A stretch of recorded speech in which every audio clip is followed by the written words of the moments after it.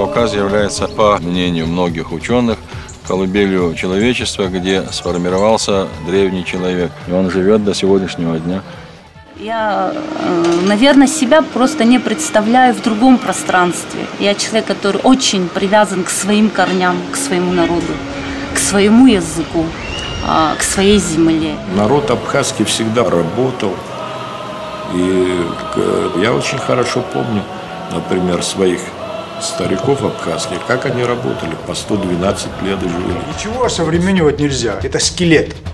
Если мы этот скелет начнем сейчас разбирать, осовременивать через лет 20-30 или через, слава богу, там какой-то там, не знаю, чем дальше, тем лучше, вообще ничего не останется. Здесь человеку должно жить так хорошо, что он должен богато жить.